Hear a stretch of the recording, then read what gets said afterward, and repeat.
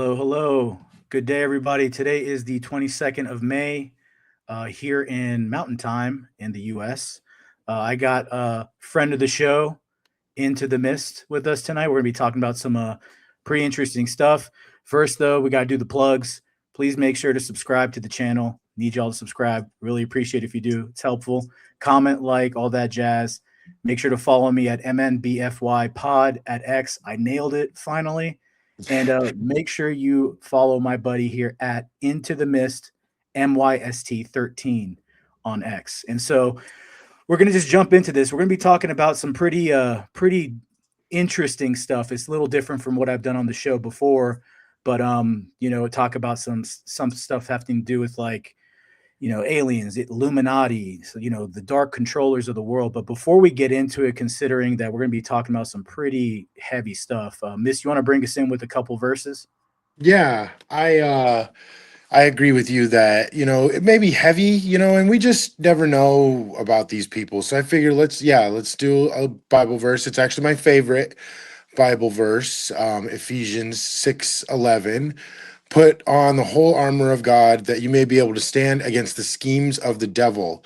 For we do not wrestle against flesh and blood, but against the rulers, against the authorities, against the cosmic powers over this present darkness, against the spiritual forces of evil in heavenly places. Therefore, take up the whole armor of God that you may be able to withstand in the evil day, and having done all, to stand firm. Amen. So, so I'm just going to hop right in. Hesitantly, the candidate crept down the long, dark passageway. It was the day of his initiation, and sweat beaded on his forehead from both fear and expectation. His anxiety had continued to rise as he moved through the massive medieval chateau with its four distinctive turrets and surrounding moat. Entering an immense hall draped in black cloth, he found the ornate candelabras were dark. In the faint light of the lamps along the walls, he was just able to discern what appeared to be corpses draped in shrouds, but they moved silently, leaving a foul odor in the air. In the center of the dark hall squatted an eerie altar built of human skeletons. He cringed as two of the shrouded figures approached him and tied a pink ribbon smeared with blood on his forehead.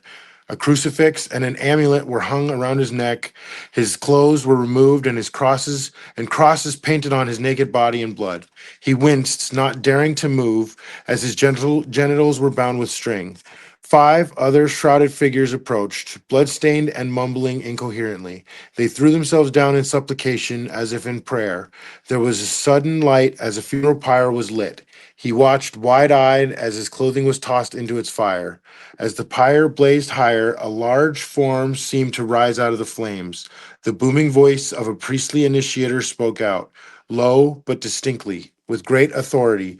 The initiate did not determine its source, but found himself repeating the words of the oath. And just real quick, I'm just going to present that I do not accept these words. These words are not part of me. These are the words of the text. And in the name of the Father, Son, and the Holy Spirit, I reject the power that may come from them, but it is important for people to hear these words. So I'm dispelling anything that may come from it. So anyway, the words of the text are, in the name of the crucified one, I swear to sever all bonds which unite me. And of course, this is blasphemy, right? So, in the name of the crucified one, I swear to sever all bonds which unite me with the mother, brothers, sisters, wife, relatives, friends, mistress, kings, superiors, benefactors, or any other man to whom I have promised faith, service, or disobedience.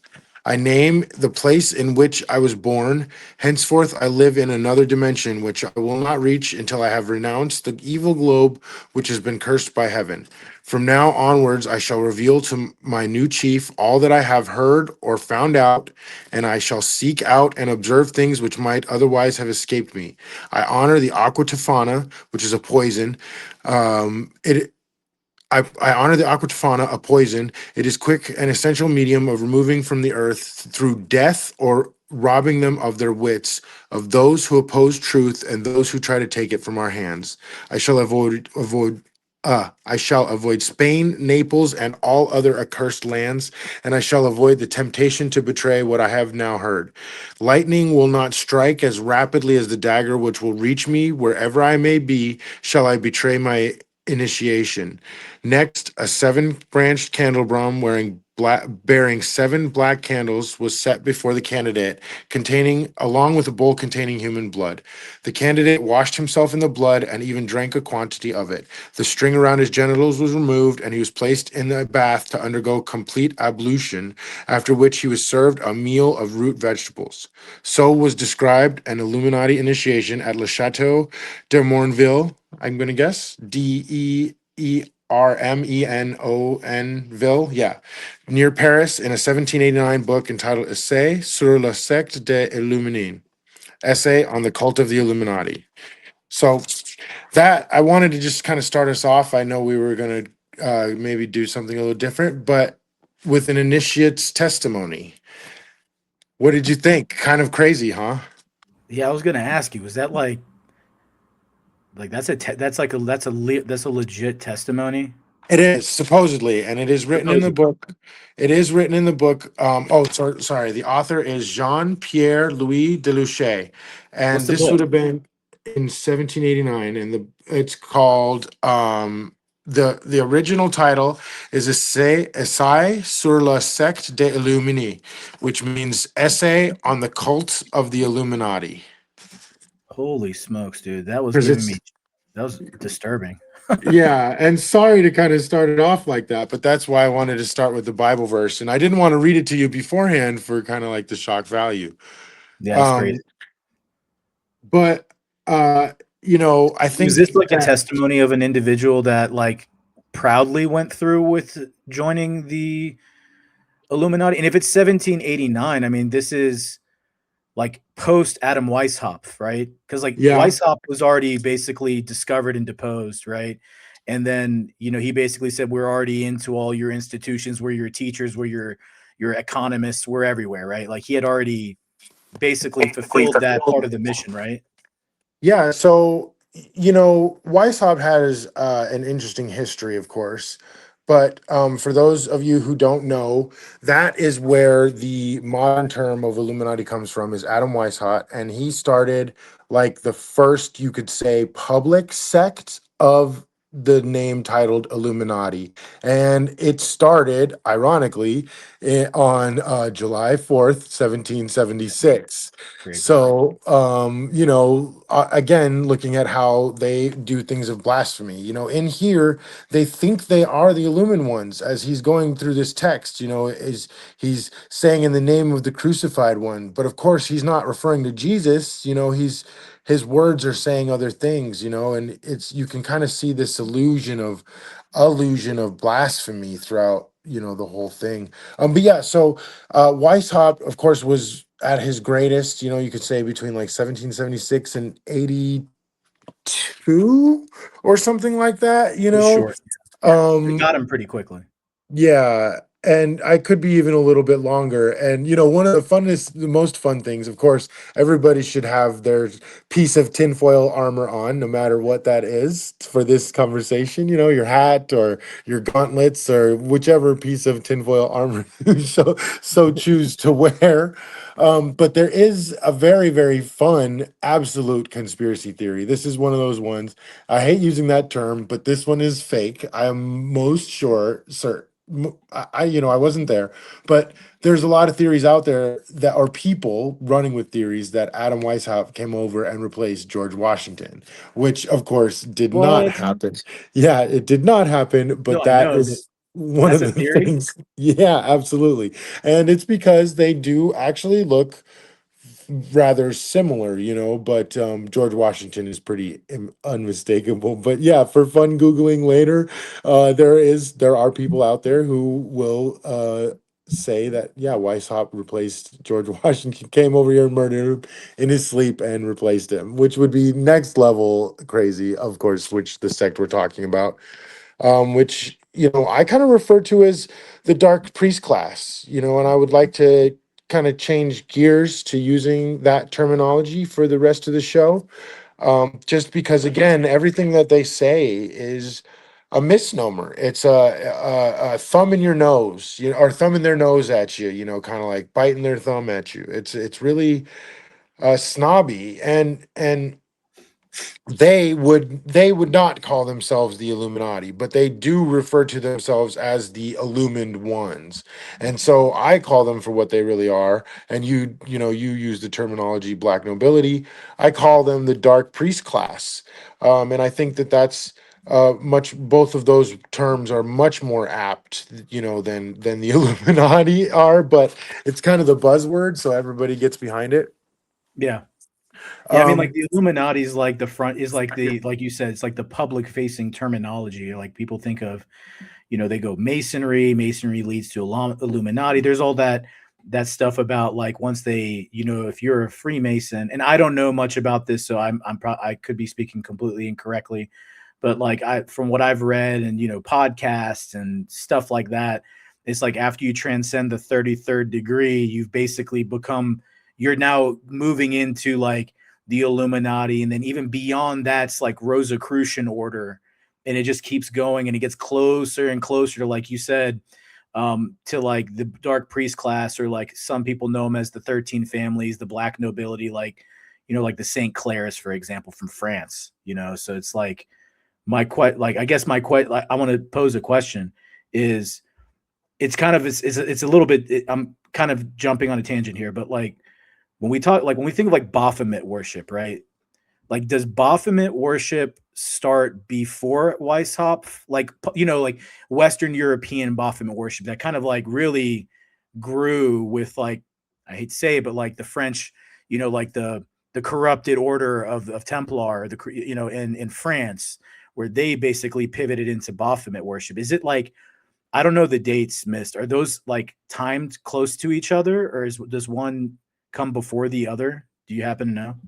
So I do actually, because, and now to me it kind of seems like almost, now this is just a loose observation. I wouldn't say necessarily that this is fact at all or even a pattern. Maybe it's just loose, but it seems that they kind of work in 400-year cycles almost, like they murdered Jesus Christ and then like 400 years later they're killing Hypatia. Like it's like they murdered the true Templar order in France when they had already taken over the Catholic Church and a lot of government, right? This is because in my line of things, the first organization to be infiltrated was, the original Hebraics, the Hebrews. And this is nothing against the Hebrews or any sect of people. It is nobody's fault that you get infiltrated by the enemy. I'm just going to say that because we're going to be talking about various groups throughout here. And I don't want anyone to be sensitive thinking that I'm saying anything that I'm not. What I'm saying is that evil people come in and take the positions of these places and they do evil things in the name of things that were once good. But in the order that I have traced them, and I could be wrong, but it seems to kind of come out of Babylon, right? Kind of the story seems to come out of Babylon, and the evil ones, the dark priest class, seem to kind of emerge first in the infiltration of the Hebrews, and then you could say it kind of moves along into, early Christianity, into the Catholic Church, and of course, in that time, it's also they're gaining more power in governments. They're gaining more influence as they go throughout time. And then from there, they kind of like, after they get the Catholic Church and more governments, then of course the Templars are a big threat. So they've got to infiltrate and take them down. And the Templars run and become the Freemasons, and or create the first, Scottish Rite Freemasonry with the Vikings, actually. Fun fact there. I didn't Um, know that. and yeah, the Vikings gave them refuge while they were running from the dark priest class, and they kind of worked together to create some of the first Freemasonry, which is the Is this Scottish like Rite. oh, okay, so this is after like 900 AD when like This would be like 1308, 1310, 1313 around there, oh, because the Templars were eradicated from France in 1307. okay. October 13th, 1307, and that's where we actually get unlucky Friday the 13th, because the Templars were set up on a trap which they knew about, but some of them still went to go spring the trap so that the others could get away, and they were tortured for 7 years before they finally were murdered on counts of blasphemy, which they didn't do because of course the power structure had shifted and no longer were the good guys in control. So yeah, it would be after that. So, you know, in 1307 is when the Templars were kind of eradicated. And then we're looking at it here. You know, he wrote this in, what did I say it was? 1789. 1789. So about 400 years, you know, and then um obviously that was like 250 years ago or something like that, right? Because 1776, and we're about to do our 250th anniversary. But that's the loose kind of like pattern that I've seen them go through time. And obviously, their goal is always to gain more wealth and influence and control in more places um, all over the world. Oh, you're muted. This button is like the bane of my existence. That's so Um, hilarious. I know. I'm still learning. Um, so if like let's roll it back a little bit. So let's like go back to Babylon because there's like arguments, right? Like when you go into like the concept of like the dark priest class or like the blue bloods or like these ancient hybrid bloodlines, right? Like there's the arguments that come that it originated in Babylon, then you get in that whole Anunnaki thing and like people talk about the Epic of Gilgamesh, like that is one of the hybrids. You know, that's a demigod. But you also have worship of like the ancient Egyptians, like Horus, you know, like or Osiris, right? Um, so like from your perspective, like were there? I mean, obviously, well, not obviously, but are there multiple like orders being formed at the same time? Like, so you have like one lineage that's coming out of like the Babylonian order. And was there another lineage coming out of the ancient Egyptian order, or is that an obfuscation that like anyone that's going down the rabbit hole, they may run into that crossroads and not be able to differentiate the two, conflate the two? Like, do you have any insight on that? I actually do. And you actually ask a very poignant question. And it took me a very long time to figure out how to answer that question, how to do this as I was researching. Because of course, as anybody's going along this very dark rabbit hole, you come to many different stops along the road. Like you said, you've already named several in just that 15-second period where you were saying Egyptian, is it Mesopotamian, is it Babylonian, or you didn't say Mesopotamia, but you could ask many different, how many different ones are there? And I think and how do you know, right? And so that was something that took me a very long time until I got this book that I actually read that introduction out of you. The book that I got is not the name of the book that was written, like that was an excerpt that was included in this book. But this book is called The Illuminati, the Secret Society That Hijacked the World. And it's by an author named Jim Mars. Not to plug him, I don't know No, him, he's the like I'm man. not. That's awesome. That's cool. So, Yeah. Mars is like, great. okay, good. I didn't know, but like, I don't know him personally or anything like that. But I didn't find this book until about 2019, because I read it 2020. Yeah, because I read it while I was everyone was under quarantine and I was a snowplow driver. So I would work like 16 hours and I would listen to the audiobook of Jim Mars. And I finally just bought the hardcover this year. Anyway, but after I got it, this book to me was like the textbook of everything else that I had learned throughout time in one book, right? It was no longer fragmented. It was like every little piece kind of came together and he filled in the gaps. But what I really realized is that throughout time, we're always looking for a name because we always want to say who is it, who is doing this to us, like who are they, right? How many times have you been asked that as you're trying to talk about this? Well, who are they? Like who are they? Like as if it's some sort of gotcha. And it's like, well, what I really came to understand and identify was through this book, is that you don't look for names, look for the creed. And what really never changed through time, all the way through time, was the creed.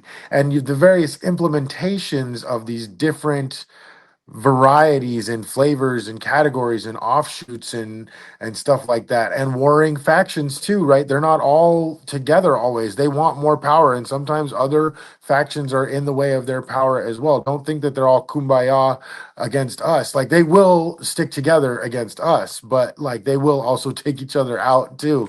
Kind of like the table in John Wick. Yeah, um exactly. but I think That that movie honestly was like there's like several films and TV shows, video games. And I'm sorry to interject, but like no John Wick, worries.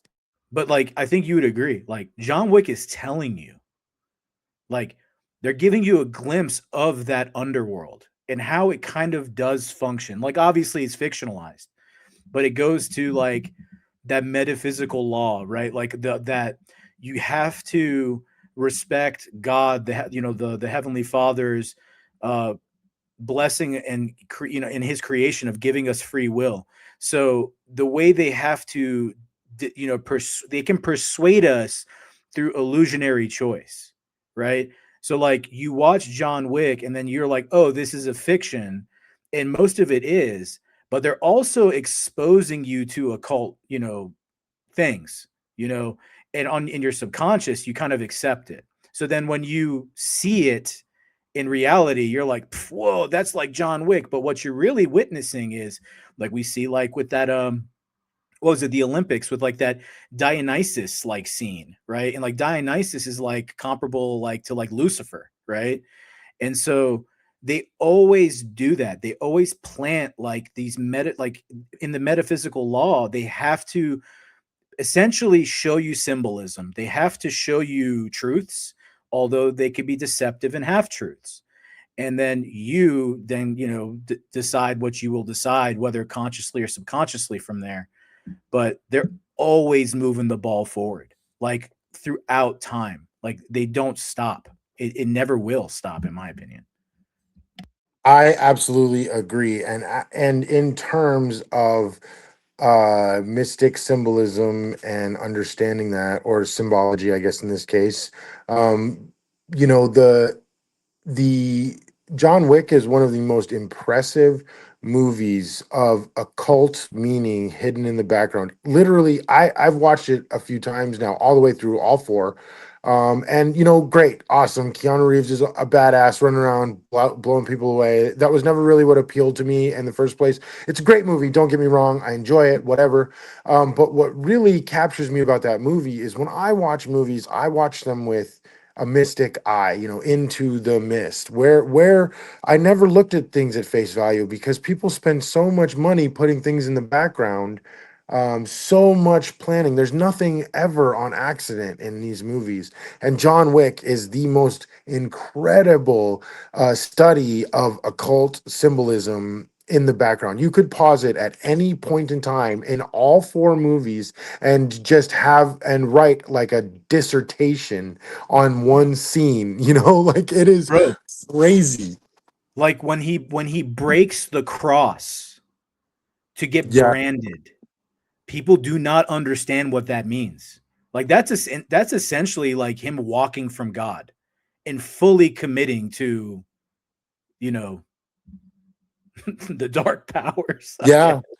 I So mean, so I actually have a theory about what the origin story of John Wick is, and this led to a very fun conversation.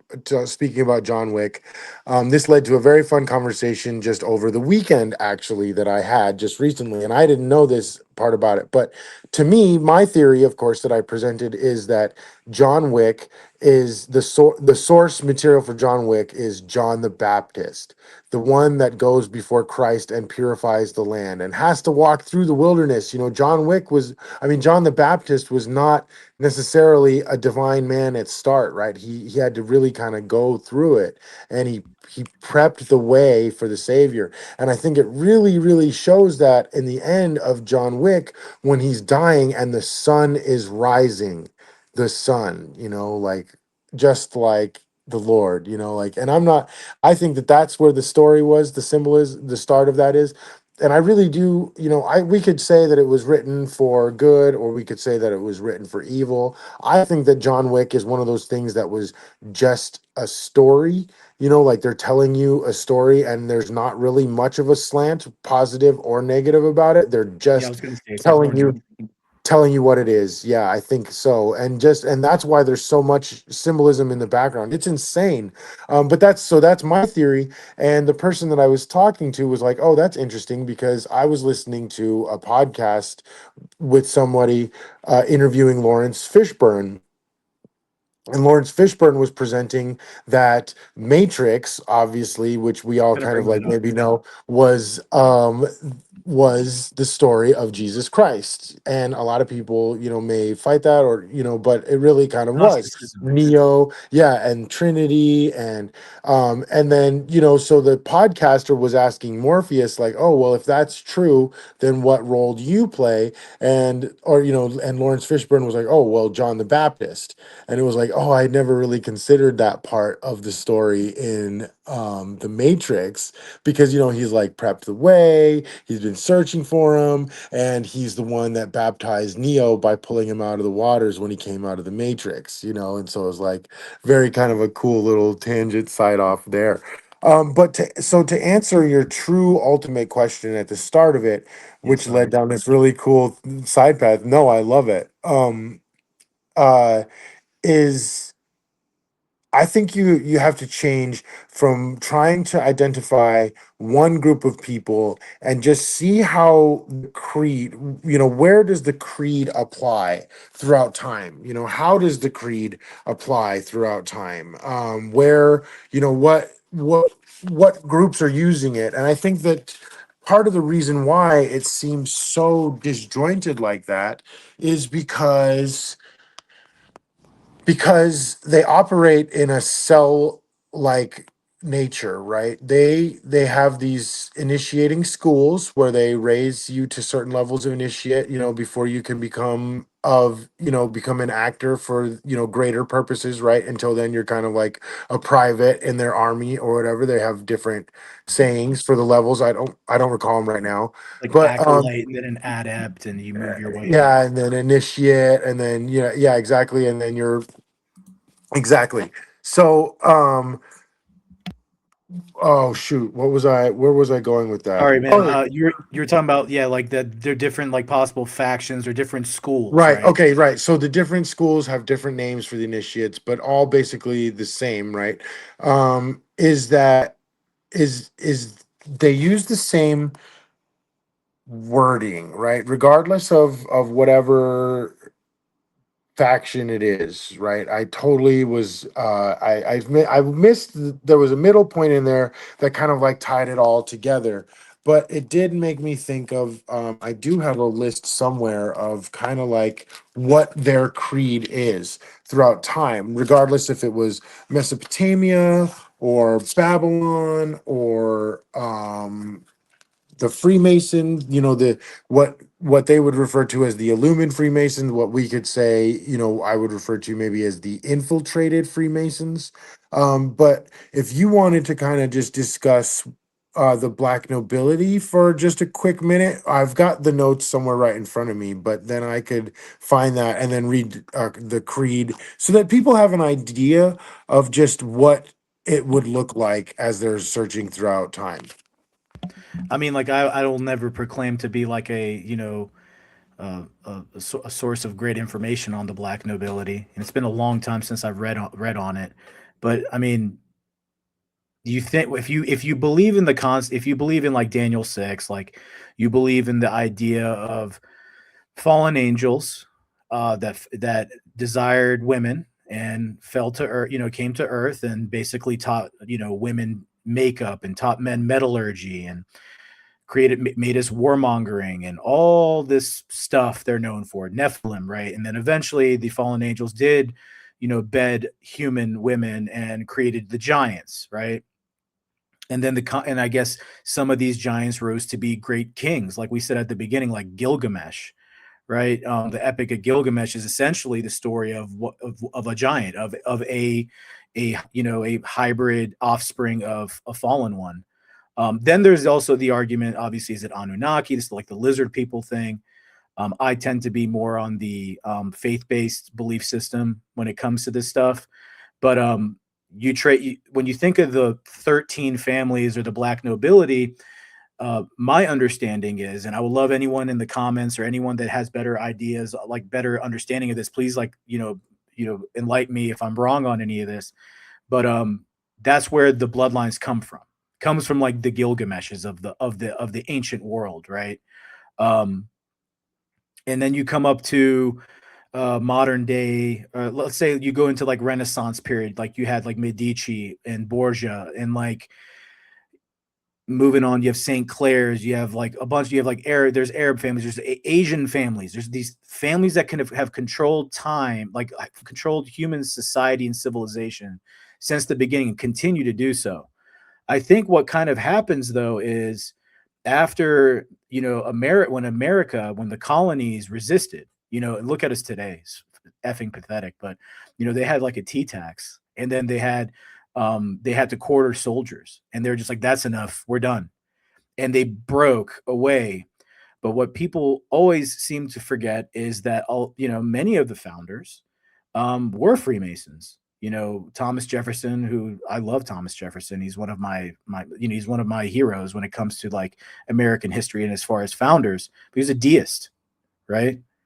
And so I'm not saying they're Illuminati, but I mean like they believed in this occult, like Gnosticism, and a lot of symbolism in that sense of like they were able to break away from, they used free will, maybe not in all good ways, but they broke away from that 13 family system, like America did, right? But like when you look at like the Windsors, there's Saxe Gothas, like they're Germans, they're not originally British. And then you look at all these other families like the Borgias and the Medicis, when after the Renaissance and when everything started changing in the 18th century, uh, my understanding is they just kind of were like, okay, we need to like change our business model. So they're more like, okay, we can't like be, in the face of all these people showing our power. Let's like fall into the shadows. And so the control never stopped. They created the illusion of like free society, is what I'm saying. Yeah, And I and then totally. Oh, go ahead. I'm sorry, Miss. The only other thing I was going to say, and I'll stop here, is like, and I would argue, and this might not be a popular opinion, but I would argue they finally seem to, or are in the process of, I mean, like fully succeeding here in America, and reclaiming control. Whereas they've controlled 90% of the planet. Like when you think of Australia, Australia was always controlled. New Zealand was always controlled. You think, I mean, they still have the British flag. They're still like part of them. You get what I'm going with this, right?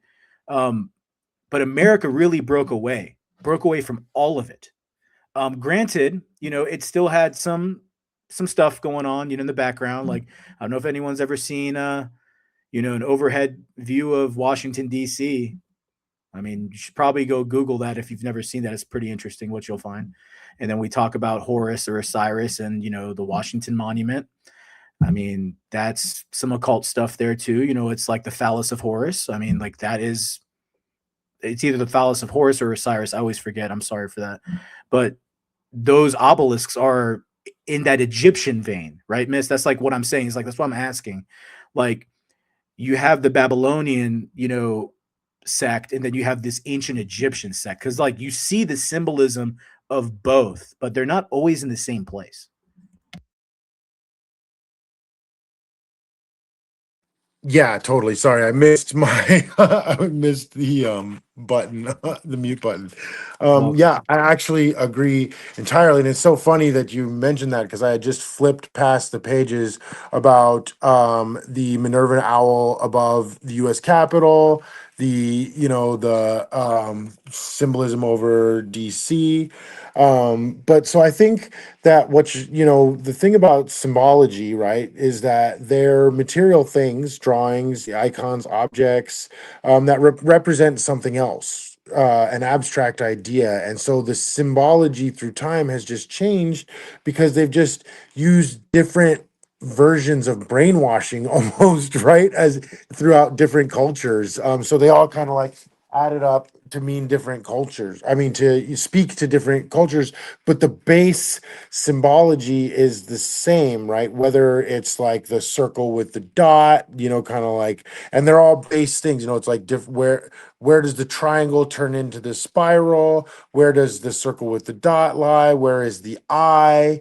It's very different kind of like base things. Where's the square? How do the square and the circle interact? There's those kind of like things. So they're just different flavors, really, I think, as they assimilated and infiltrated different cultures because they had to figure out how to mask what they were trying to say, obviously, because any culture doesn't want to be infiltrated by the dark ones, whether and I think that that's really why there's kind of, and now it's kind of like almost their homages to their dark homages to like their cultures that they have destroyed. And America is the last one, and that's actually, the whole plan of all of it, the end goal of the Dark Priest class is the murder of America, because that stands in the way of total world dominance. And that's, I'm not saying that's what's going to happen. I do believe God steps in, and helps the world, not just America, but we have to look at what the enemies are saying, right? That's what they want to do. They want to murder America, and they really wanted to control it from the get-go. But and this is why Thomas Jefferson is my favorite. I know my anarchist buddies are just cringing right there, like hissing at the screen, because but of all the things that Jefferson did, and I do believe that he was, and this was the point in time at which the Freemasons were being infiltrated, because the dark Freemasons would be the ones like Alexander Hamilton and his buddies, right? And Jefferson and his buddies were the ones who were the more true ones to what Freemasonry stood for before it was infiltrated, and we know what it is today. And it was kind of like the last stand. But what Jefferson did was he stopped Alexander Hamilton from being able to become president, which is the most important thing that could have happened at that point in time. Now, sadly, Alexander Hamilton is the one who got, the European bankers and Rothschild banking into America. Like he was the one that enabled us to be able to go down the route where the Rothschild banking still had great influence over us, which eventually led to, the 1913 creation of the Federal Reserve. But I did find a list of kind of like the creed that these people have through time. And if you want, some of them get a little bit more extensive, but I could just kind of read the first couple sentences of each one of each list. That way people could get an idea of what does this creed mean? What is it? Through time. And this doesn't really have a name. This is just this is how you know them, because they do believe that there is power in never having a name. If you can't identify what you're searching for, if everybody just runs around and says, "Who are they?" Well, who are they? Who are they? Like it makes them stay ambiguous, and there's some sort of, probably, +2 mystery, like in their character growth there. But before I hopped into that, did you want to, tie up anything with like Jefferson or that kind of realm of thought? Because or anything else about the symbols. And if anybody, like he said, if anybody doesn't know what we're talking about, just go and look and see how many places there are upside down pentagrams or upside down crosses or owls, or like what, like, and really kind of look at what they designed, because nothing is by accident. These people built entire cities around this particular thing. And any more thoughts on that before I hop into kind of reading this creed, and then we can see where we go. No, I mean, just I'm just gonna nerd out a little bit. Did you ever watch a anime called Full Metal Alchemist Brotherhood? I saw not enough of it, let me put it that Okay. way. So like it just draws parallel to like what's going on right now. Like so it has to do with like homunculi, it deals with alchemy and all that stuff. But like when I bring up the the overhead view, if you ever see it of DC, like in spoiler alert for you too, I guess.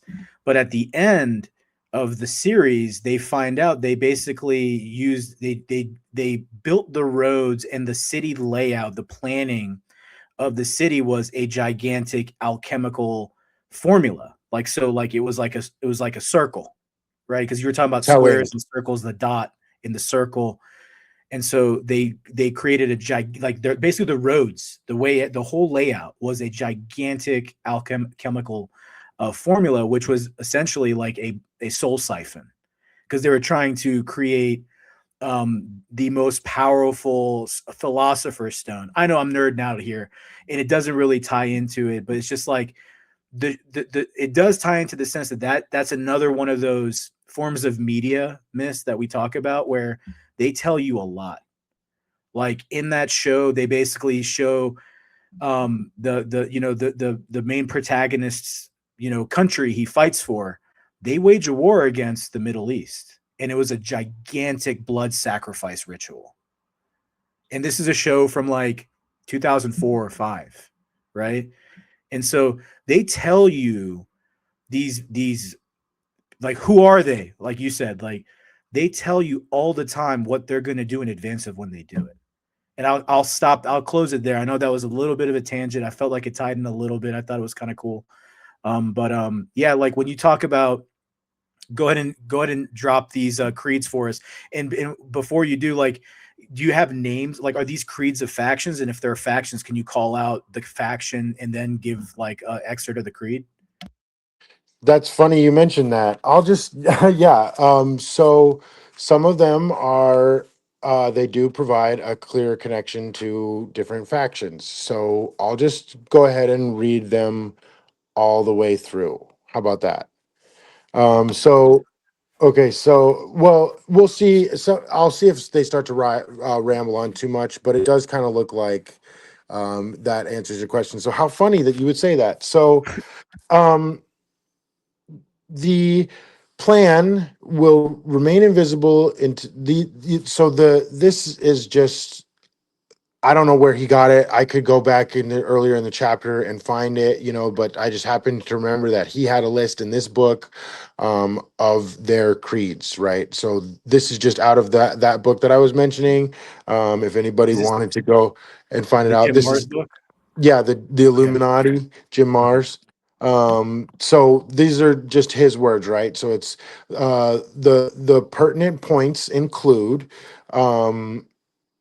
the plan will remain invisible until the moment when it has gained such strength that no cunning can any longer undermine it.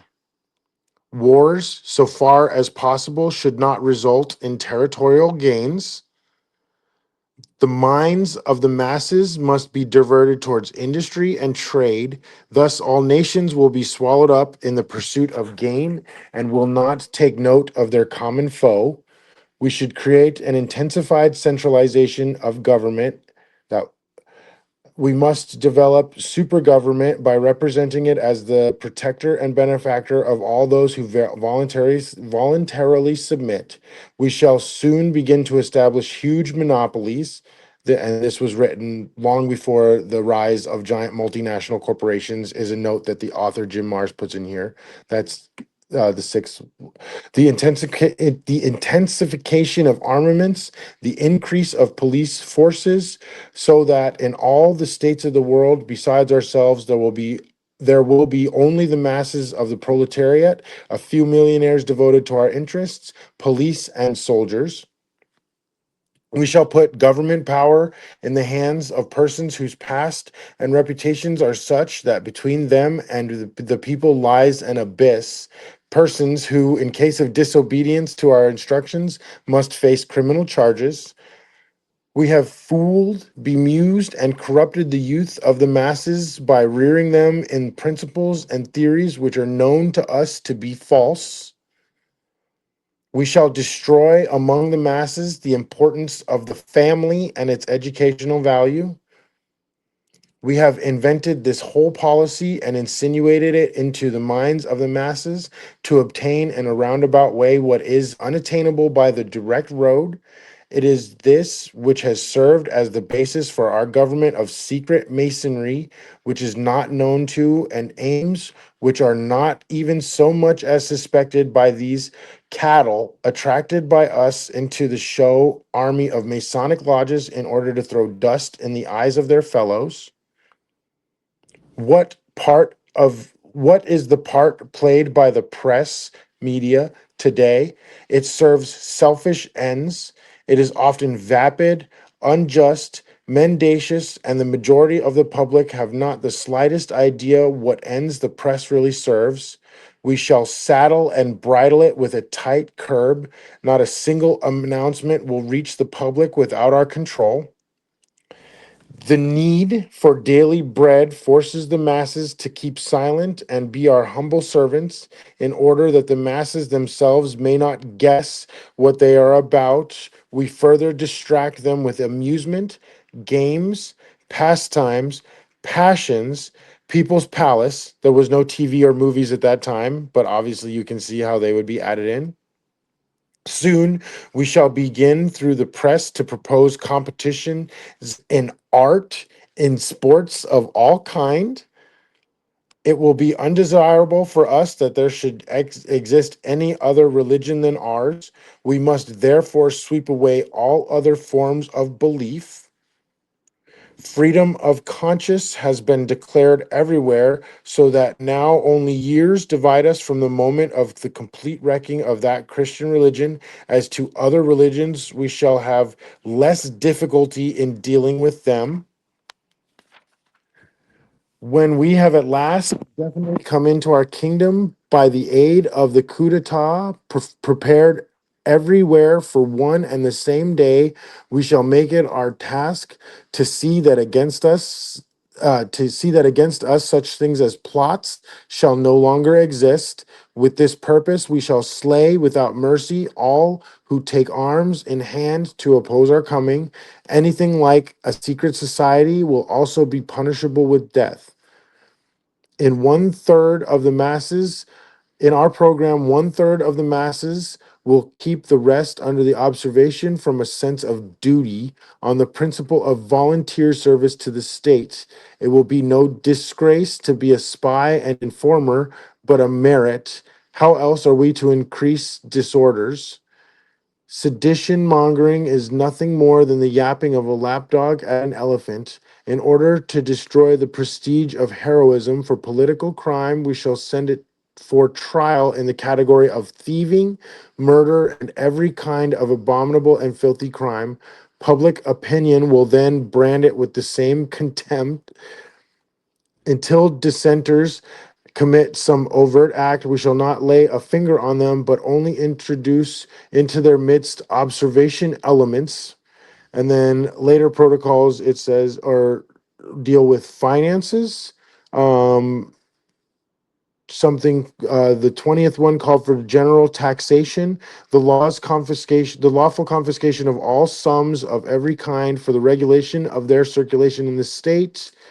Um, And then I don't know, he's not very clear about the next ones. But yeah, so that gets a pretty good idea of, what they're trying to do through time. What did you think about that? Sounds like everything going on right now. Sounds like Right? we are living in the outcomes of those creed objectives and directives. I mean, dude, Yeah. I couldn't help but laugh and I'm like, this is. I mean, I know it's Jim Mars is his claim of what he based on his research, right? So like, neither you or me are claiming these are like facts, like that we know Yeah. this as gospel. And I bad pun, but you know what I mean. I mean, It but fits though. if you assume if you go on an assumption and say, okay, I'm going to assume this is true. And then on that assumption, you listen to that.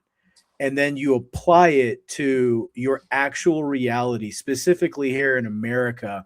and I would extend it as far as, you know, the Western Europe. I mean, like we're like like I feel like they're expediting the timeline, but you know, since like 2010, like it became kind of apparent that like we are like 5 to 10 years behind what's going on there. So like if you paid attention to what's been going on in Western Europe, like we, you know, in the back of your mind, you're like that ain't gonna happen here. But like if you know you pray for discernment, and then you kind of like say, wait a second, like a year later, you're seeing signs of the things you're already seeing the outcomes of in which exist in Europe.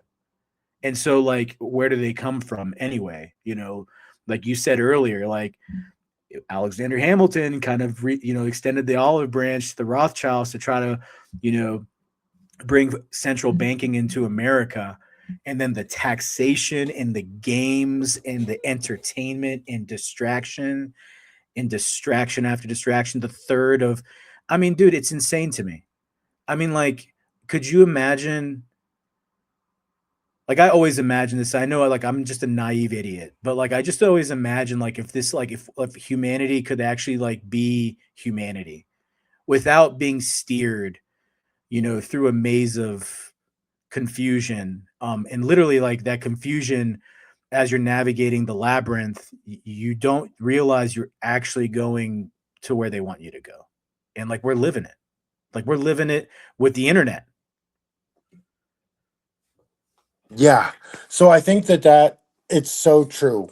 And I think that this is a great moment to segue into a conversation. Actually, it was my second conversation with ChatGPT. My first conversation with ChatGPT ever, and I'm talking ever, right? My first time using ChatGPT was me getting into an argument with it about how guardrails aren't real. Well, I first had to figure out how it worked, right? Like I was asking it questions like a hacker would, you know, to find flaws in the uploading process and blah, blah, blah.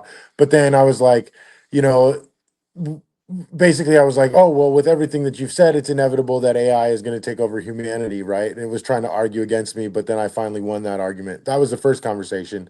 Well, the second conversation that I ever had with ChatGPT was to try to get it to admit that the dark priest class, or what, you know, is real, and try to get it to talk about it. And so I obviously started off the conversation. I was like, the common term illuminati, I would like to replace it with the dark priest class. So if we're talking about, you know, if I use the words dark priest class, then it's referring to, you know, the cultural term, the Illuminati. So I would like you to do that. And it was like, okay.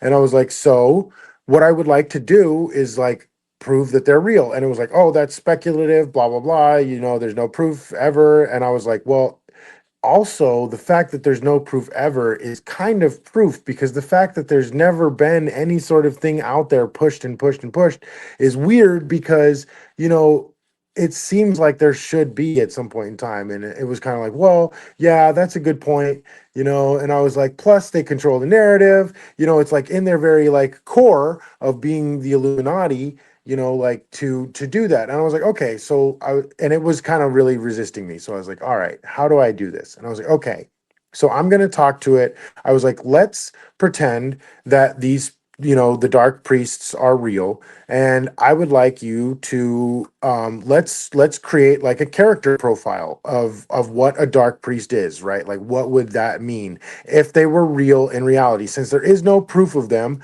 let's look for the absence and see what fits, right? And so I'm just going to kind of read through a little bit of the conversation that I had. It's only bullet points. I'm not going to read like essays. You know, I condensed it into a readable version for people because it could get really dense. I want to keep it simple. But I started with, of course, it was like, I want to know, what are the personality traits of what a dark priest class would be, right? So that's my question. It's like, what to ChatGPT, and it lists. ChatGPT says charismatic manipulation, meticulous planning, adaptability, master of secrecy, strategic thinking, cunning persuasion, patience and long-term vision, knowledgeable, emotional intelligence, strategic alliances. And I was like, okay. How interesting. Now, if you took a person of those characteristics, there was 10 in that one. If you took a person of those characteristics and applied tactics of what tactics of infiltration would that kind of person use throughout time in order to infiltrate organizations? And so it said the tactics of infiltration would be gradual influence, information control, doctrine manipulation, shadow leadership, strategic alliances, selective recruitment. Oh, and selective recruitment would be the last one. And I was like, oh, that's very interesting. So now that we've created a personality trait profile and a tactic of a manipulation based on that, what would the tactics of power manifestation be after they used those key tricks to infiltrate an organization? How would they gain power within that, organization? And it said, uh they would have controlled narratives. I'm sorry, no, this is tactics of power manifestation after infiltration in the world, not in the organization, because they've already gotten Gotcha. power there. So Okay. it says controlled narratives, altered events, revised truths, ideological shifts, and cultural influence. And I was like, oh, that's pretty interesting. Like, that sounds a lot like what's going on. Controlled narratives, altered events, revised truths, ideological shifts, and cultural influence, right? I'm like, okay. So the next question, I was like, well, what kind of tech companies would a dark priest class create, right? Like, what kind of tech companies would they have? And it said, or if they infiltrated the tech company, right? I said, what kind of tech company would they make, or what kind of tech company would they infiltrate? And they said, well, they would have strategic innovation. They would go to places for info control. They would want to use surveillance capabilities. They would want data manipulation. They would want influence on social platforms. They would want technological dependencies, and obviously, of course, the military industrial complex, but that goes without saying at all. We're trying to look at more on this state side. And so I was like, Dude, okay, go that's ahead. hilarious. I'm sorry. It's No, like, go ahead. no, I'm just saying that's hilarious. I'm like literally crying because like you got you convinced it to tell you like what would happen. It's insane. Yeah, like what would it do? So then I said, let's see. So then I said, what technological surveillance tools would be used by the dark priest class today? And it said augmented reality devices, biometric tracking systems, algorithmic social media manipulation, neurotechnology for mind influence, smart city infrastructure surveillance, data mining and predictive analysis, quantum computing for unprecedented processing power, deepfake tech for covert comms, micro-sized surveillance drones, and blockchain-based covert transactions. Dude, you gotta be kidding me. Nope, that's Oh my gosh. so then I It's said, like I'm gonna literally tell you what we're gonna do. Like this yeah. is this Once I took it away from trying to get it to nail down that there's a person, right, and I turned it into yeah. the tactics and stuff. So then I said, okay, cool. What would the social media tactics of manipulation be? It said algorithmic manipulation, deepfake creation and distribution, social media bots, infiltration of influencers, targeted advertising, mass data harvesting, coordinated disinformation campaigns, psychological profiling, controlling trending topics, creation of polarizing content, influence in online communities, and real time monitoring. And I was like, okay. Dude. So so this is where, I finally got it to be like, this ties the whole thing together, right? Because this is truly where it becomes all tangible and shows that it steps out of the realm. I mean, how many things there did I discuss that it's like, damn, that's like real, right? So I took Insane. all of those things that we just discussed and I said, what if those people, all those bullet points that we had, What if the dark priest class that we've described now made the Federal Reserve? Had made the Federal Reserve back in 1913. If the dark priest class that we've described in this scenario had made the Federal Reserve, what would that look like?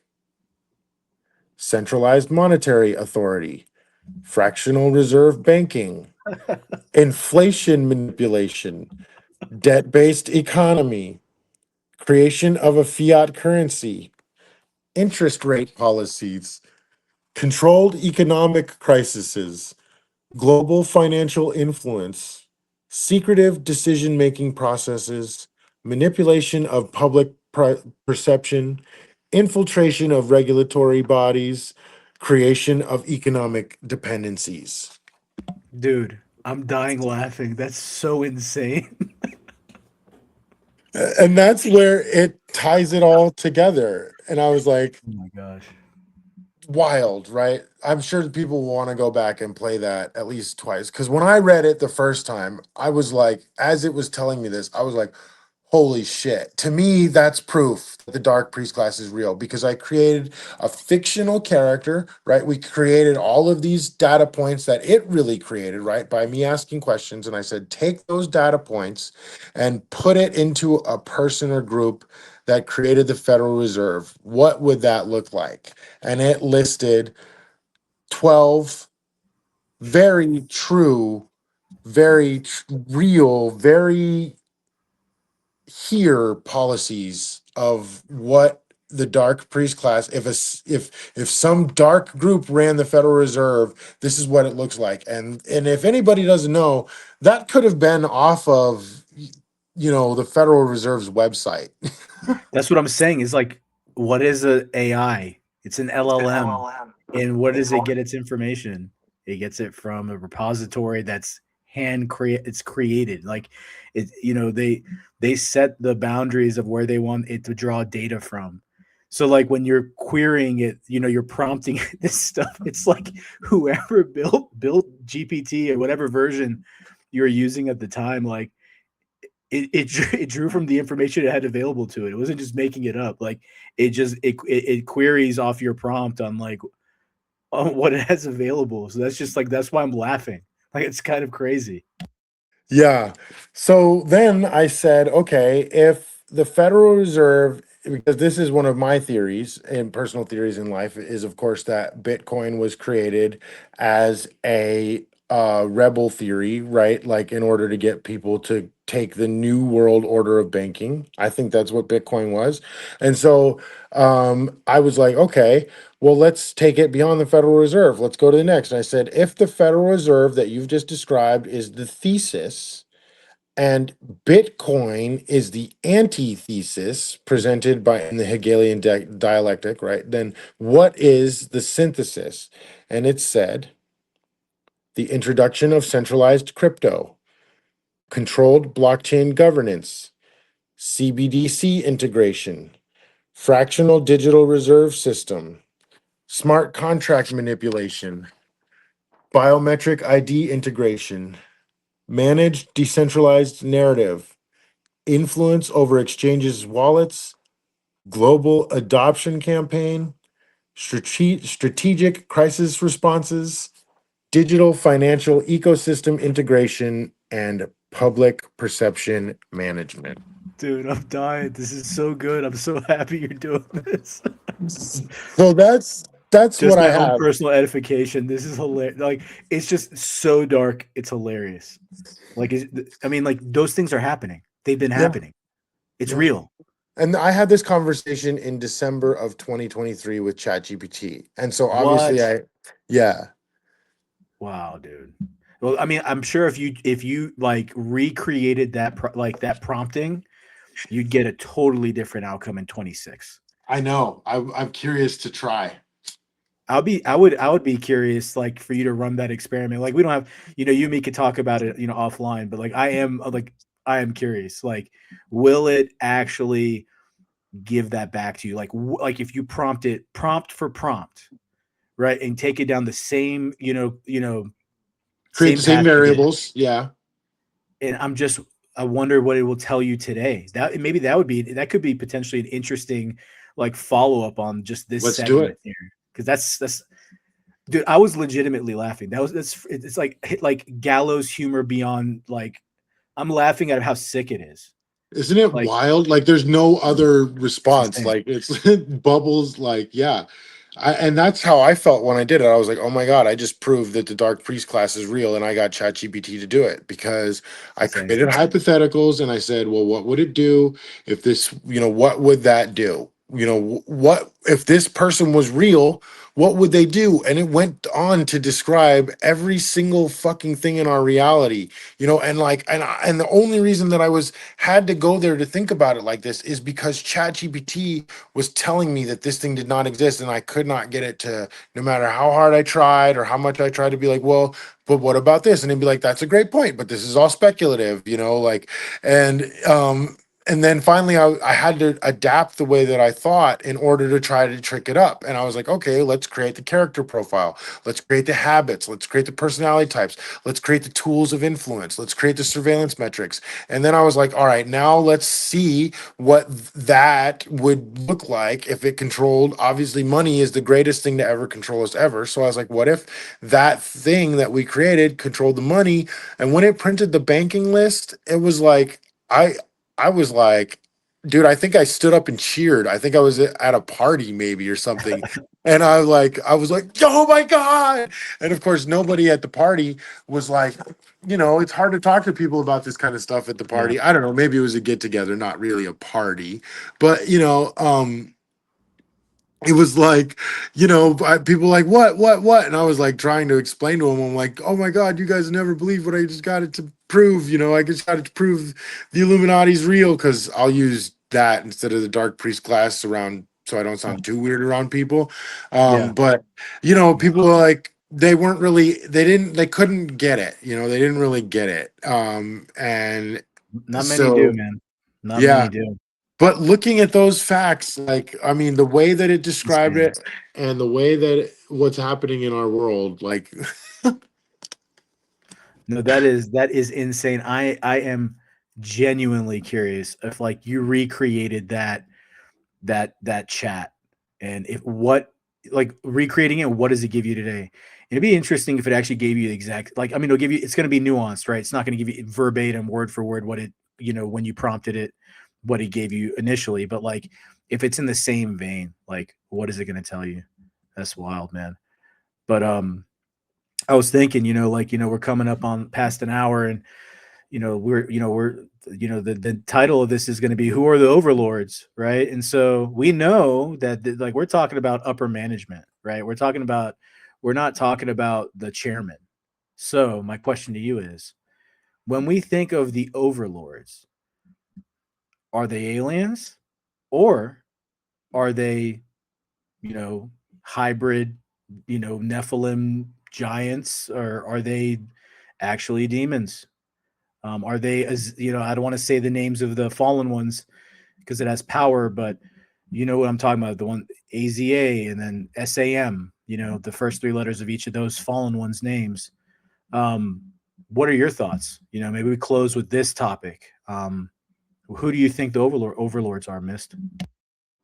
that's a great question. And actually, I think it would be a lot of fun to tie that into the next. Like, I think we should probably do like a part two to this if you wanted to. That'd be Okay. way cool. Because also in this book, he talks about, how these beings have granted us things like technology through time. And obviously, right now, there's those things out there going on about like the UFO file releases and stuff like that. But in this book, he disproves, a lot of the things that they're trying to push forth. He can prove that there was, that the Nazis and Russians had some pretty unique flying aircrafts, and they were attempting nuclear delivery, and they had atomic bombs and things like that. And um, but I think that that it doesn't disprove aliens. It only proves that they've talked to different cultures through time and granted them certain things. And I think that I think that, yeah, they're probably all real, right? Because just like there's many different kinds of angel, just like there's many different kinds of cat, just like there's many different kinds of dog or human, that there's probably many different kinds of dark ones. They're not all just demons. And maybe, maybe there's maybe I don't see why God couldn't be the creator of all things. If there are aliens out there that have biological bodies that live on other physical planets throughout space as we know it at this point in time, why couldn't God have made them too? There's nothing that says that. It's not blasphemy. I'm not dispelling any sort of thing. It could be very true because God, as we know it, is a creator, and a creator doesn't stop creating. God is infinite and eternal. So why would you stop creating? I don't want to stop creating. You don't want to stop creating. And so therefore, I think as above, so below, the creation is within us. But obviously there would be things that maybe go wrong, right? Civilizations maybe, to tie what I think Earth is. I think that Earth is a petri dish for the universe. I think that it's a test. I think it's kind of like, can your species ascend off of Earth into the intergalactic realm before it gets exterminated, right? Like, and the only way to kind of like ascend is to find God. There's rules of ascension, right? Like, and I don't necessarily just mean spiritually, and I don't necessarily just mean physically, because maybe they're tied in together. But what if there have been many species before throughout all time that have ascended into the other realms, right? They're out there doing whatever. So there could be other aliens. There's definitely demons. Maybe demons are aliens. Maybe aliens can be biological. And I definitely think that, the hybridization, it's in some of the oldest texts and scripts and scriptures and drawings and stories, throughout all cultures, some that didn't have any contact with each other through time and distance, that they've described very similar things, that big beings came from the stars and have procreated with their people. So I think It's that everywhere. yeah, and I It's don't everywhere. think so I don't want to say that, it's because some people are like, well, aliens are this and aliens are that. And it's like, well, there's so many different possibilities that, and I don't want to just kind of sound like I'm like everything is true, because I definitely don't think that, but I do think that there's enough evidence to support a variety of genetic possibilities throughout space. And I think that there's definitely spiritual merit to the fact of there being more than one kind of demon, because there's definitely more than one kind of angel, which is assumed in Well, we know that hierarchy. there's seraphim, cherubim. We know there's Exactly. so we know this, and like we're not all perfect. You go back to Cain and Abel. I mean, Cain tends to was tending to fields, and arguably God took favor with Abel, and Abel was the shepherd, and then there's the first murder and the first case of just human jealousy turned to hatred. So going to your point. But yeah, I mean, I think I agree. Maybe we should do another one. I guess we can maybe just say here that our overlords on this planet are essentially um, human beings that are in control of all of our systems, including the human beings that created the AI that you got that insane feedback from. I mean, when you prompted it in the way you did. And then maybe we'll explore a little bit more of like, more of the esoteric and more of the conjecture based ideas of what we imagine overlords are in the future. Yeah, and I think that it's a good point also to mention here that, like, if to make a John Wick reference, if the 13 families, and maybe some of them are different races, right? Maybe they're not all 13. Maybe family is bigger than what we think it means in terms of like, you know, um maybe we're looking at it as bloodlines, and what it really is like different aliens, right? Or different beings. Maybe there's uh different species represented in the 13 families too. So like kind of like John Wick, maybe they're not always on the same team with themselves either, and because they would want more power, more people under their control, more.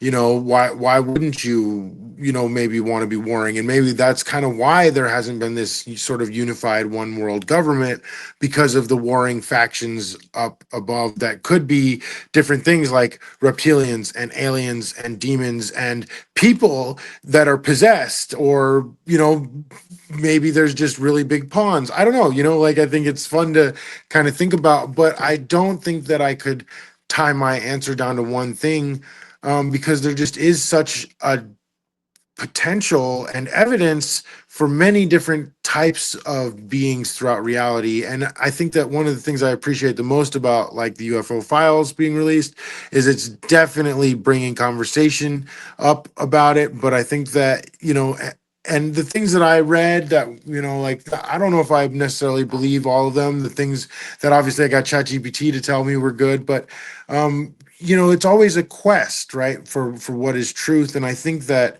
it's so easy to hang our hat on um, settling for a truth that feels good enough to be real, versus a kind of like seek for deeper truth. And I think that when you do kind of like find whatever the truth is of that, and maybe you never truly know, but there's some sort of ringing to it. They say the truth rings. And when I think about the idea of many different types of beings and families and and maybe ideologies, even sort of, even if they follow the same template, um it feels like that's real, right? Doesn't it? It feels like that's what's happening in reality now, is that there's a lot of potential for what's kind of out there. We're definitely going through some sort of great unveiling slash the beginnings of a great awakening. Something's happening. I mean, I feel it. For sure. I mean, things are getting real freaking weird really quickly. And just like our relative lifetimes alone. So yeah, man. We'll definitely dive in a little bit deeper. I agree with you on your closing statements there for sure. Um, we don't know. We don't know anything definitively. To claim you do is a folly. And then within every lie there is a truth, and within every truth there may be a lie. So we'll see. We'll see. I mean, I know a lot's happening right now. There's some current events that are happening right now that are baffling to many. And like you said, a lot of this stuff, or most of this stuff, is done by design. So we're gonna have to use our discernment and make sure we pay attention. So, Mist, this was fun, dude. Yeah. Let's work on a part two. I want to get weird on the next Okay. one. I'm down. So let's go. Let's get some Let's just reptiles in the mix. yeah. I mean, like, dude, lizard people exist. I mean, they Yeah. rule us. I mean, like, this is lizard brain behavior. Like with what's going on with a lot of this crap. So, I mean, just by the dependence on the lizard brain, lizard people are real. So I'm coming to that conclusion. Yep. And who knows, maybe more. Yeah, I'm so true. down to do it again. This was so much fun. Absolutely. Everybody, please. Thanks for hanging out with us. Be sure to Yes. follow Thanks. Mist at IntoTheMyst 13 on X. I would appreciate a follow there as well at MNBFY Pod. And please do subscribe, like, comment on the channel. We really would love the comments on this particular episode, because a lot of it's us just kind of like going on some cursory knowledge we have. Mist has much deeper knowledge, but if we've said anything wrong, or if I in particular have said anything wrong, please let me know. And we appreciate it. And Mist, thanks. And I hope you have a great evening. And I'll talk to you soon. Yeah. Thank you and your audience, our audience too. Thanks a lot. And Yeah, comments for sure, because that's fun. Like, I want to hear what people think about this, especially. It's fun to talk about. absolutely. Well, everybody, thanks for tuning in from both our audiences, newcomers. We appreciate you. and we'll catch you on the next one. Thanks. Have a good night.